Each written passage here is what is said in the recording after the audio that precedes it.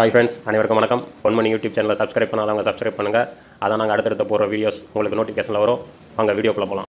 Hi friends, இன்றைக்கி வந்து நம்ம சன்னா மசாலா தான் பண்ண போகிறோம். வாங்க எப்படி பண்ணலன்னு பார்க்கலாம். கொண்டக்கல்லையே 7 மணி நேரத்துக்கு முன்னாடியே ஊற வச்சு 2 விசில் விட்டு எடுத்து வச்சுக்கலாங்க. இப்போ ஒரு பாத்திரத்தில் எண்ணெய் ஊற்றிடலாம். கடுகு நல்லா பொரிஞ்சு வரட்டும். இப்போ சீரகம் போட்டுடலாம். சீரகம் போட்டு நல்லா பொரிஞ்சு வரட்டும். இப்போ வந்து ஒரே ஒரு பட்டை, ஒரே ஒரு கிராமுங்க. அப்புறம் இஞ்சி பூண்டு பேஸ்ட்டு போட்டுடலாங்க. இஞ்சி பூண்டு பேஸ்ட்டு போட்டு பச்சை வாசனை போகிற அளவுக்கு நல்லா வதக்கி எடுத்துடலாம்.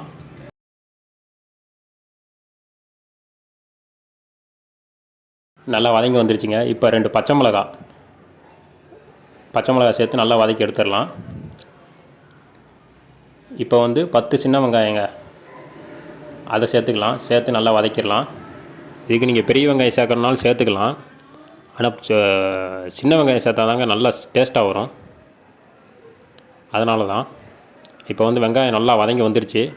இப்போ கருவேப்பிலை அதை போட்டுடலாம். கருவேப்பிலையை போட்டு கொஞ்சம் நல்லா வதக்கி எடுத்துடலாம். நம்ம மசாலா ஐட்டமும் அதிகமாக சேர்க்காமல் இருக்கிறத வச்சு நம்ம பண்ணலாங்க. ஏன்னா மசாலா வந்து இப்போ மஞ்சள் தூள், மிளகாத்தூள், மல்லித்தூளை தவிர வேறு எதுவும் சேர்க்க போகிறதில்ல. வெங்காயம் நல்லா வதங்கி வந்துருச்சு. இந்த டயத்தில் 2 தக்காளியை அரைச்சி சேர்த்துக்கலாங்க. அதான் நம்ம வந்து நம்மளுக்கு நல்லா கட்டியாக வரும், திக்னஸாக வரும் கிரேவி. அதுக்காண்டி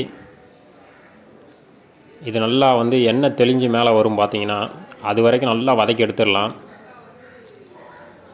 போதுங்க. இந்த டயத்தில் நம்ம வந்து மஞ்சள் பொடி சேர்த்துக்கலாம். தேவையான அளவு 1 ஸ்பூன், 1 டீஸ்பூனு. மல்லித்தூள் 1 டீஸ்பூனு சேர்த்துக்கலாம். அப்புறம் மிளகாத்தூள் 1 டீஸ்பூன் சேர்த்துக்கலாம். சேர்த்து நல்லா வதக்கிடலாங்க. இப்போ தேவையான அளவு தண்ணி சேர்த்துக்கலாம். நம்ம கொண்டக்கடலை வேக வச்ச தண்ணியே இருக்குது, அதையே சேர்த்துக்கலாம். இப்போ கொண்டக்கடலை சேர்த்துக்கலாங்க. உப்பு 1 டீஸ்பூன் சேர்த்துக்கலாம். சேர்த்துட்டு நல்லா கொதித்து வந்துருச்சு. இப்போ தட்டு போட்டு மூடிடலாம். ஒரு 10 நிமிஷம் கழித்து பார்க்கலாம். அதுக்குள்ளே நம்ம தேவையான தேங்காவை வந்து அரைச்சி எடுத்துகிட்டு வந்துடலாங்க. ஒரு 10 நிமிஷம் ஆயிடுச்சு. இப்போ வந்து நம்ம வந்து திறந்து பார்த்துடலாம். நல்லா கொதித்து வந்துடுச்சு. தண்ணியும் வற்றிடுச்சு பாருங்கள். இப்போ இந்த டயத்தில் நம்ம வந்து அந்த தேங்காய் அரைச்சி வச்சுருக்கோம்ல, அதை சேர்த்துடலாம்.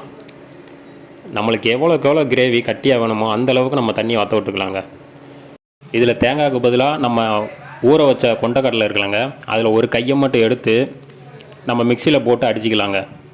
மிக்சியில் போட்டு அடித்து நம்ம அதையும் கலந்துக்கலாம். தேங்காவை சேர்க்கும் போது அந்த ஃப்ளேவர் வரும்போது அந்த நல்ல டேஸ்ட் வருங்கிறக்காண்டி நம்ம அதை சேர்த்துருக்கோம். நீங்கள் அந்த மாதிரி ட்ரை பண்ணாலும் ட்ரை பண்ணிக்கலாம். நல்ல கிரேவி கட்டியாகிடுச்சிங்க. அவ்வளோதாங்க. இந்த டயத்தில் எடுத்து வச்சிடலாம்.